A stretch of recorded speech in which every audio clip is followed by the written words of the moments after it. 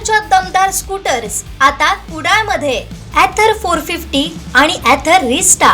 आजच भेट द्या Ather showroom, Mumbai Goa highway, Kudal. Hotel spice कोकणच्या समोर.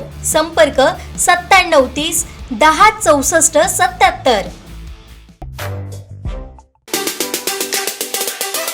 अध्यक्ष महोदय, या अध्यक्ष महोदय, खरं तर मंत्री महोदय सांगत होते की जेट्टी क्रमांक 1 ते 4 या आपण सर्वसाधारण जनतेसाठी ठेवून जेट्टी क्रमांक 5 या प्रायव्हेट बोट आणि त्याच्याकरता आपण त्याचा वापर करतोय.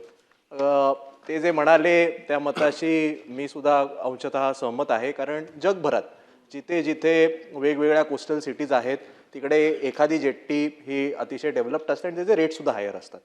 माझा प्रश्न एवढाच आहे की आपण जास्त दर आकारत असताना आपण सरकार म्हणून त्यांना सुविधाच काही वेगळ्या देऊ शकतोय का? तर दुर्दैवाने तसं नाहीये.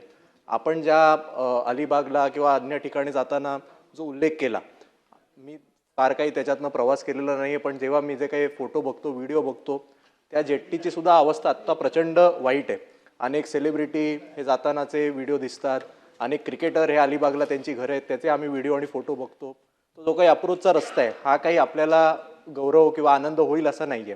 त्यामुळे जादा दर आकारत असताना सरकार म्हणून आपली सुद्धा ही जबाबदारी आहे की त्यांना जास्तीत जास्त चांगल्या सुविधा देणं. तर त्या बदल्यात आपण नक्की काय करतोय या उपाययोजना मला समजून घ्यायच्या होत्या. अध्यक्ष महोदय, म्हणून मी यांना प्रश्न विचारायची संधी दिली कारण माझं सोयीचं होतं. कारण अध्यक्ष महोदय यांनी अतिशय चांगला मुद्दा वरुणजींनी ह्याच्यामध्ये उल्लेख केलेला आहे. त्यासाठीच आपण रेडिओ क्लब जेटीची तयारी करतोय वरुणजी. जेणेकरून तुम्ही जेटी अगर पाहिली तर त्याच्यामध्ये जे काही सुविधा तुम्ही बोलताय, जे तुम्ही बाहेरगावी गेल्यानंतर आंतरराष्ट्रीय शहरांमध्ये गेल्यानंतर साहेब ते तिकडे एकंदरीत जे काही मरीना बघायला मिळतात, जो काही फसाड बघायला मिळतो, तो आपल्या इकडे पण कधीतरी वरुणजी पाटील साहेब कधीतरी तयार झाला पाहिजे.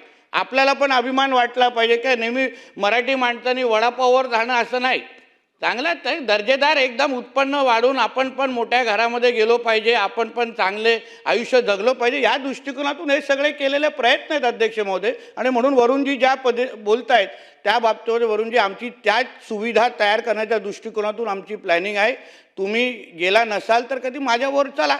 आता एक चांगली स्वीडनची बोट आहे, तुम्हाला काही त्रास होणार नाही कलानगरवरून, याची गॅरंटी आहे.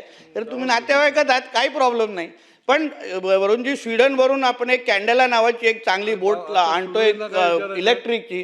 ज्या दिवशी ती येईल तेव्हा माझा फोन तुम्हाला येईल, माझ्याबरोबर चला. पाहिजे तर आपल्या चुलत भावाला पण बरोबर घेतलं तर काही हरकत नाही. मावस भावाला घेतलं काही हरकत नाही. अगदी आणि परत आणून आणि परत पण सुखरूप तुम्हाला आणून. सुरू आहे.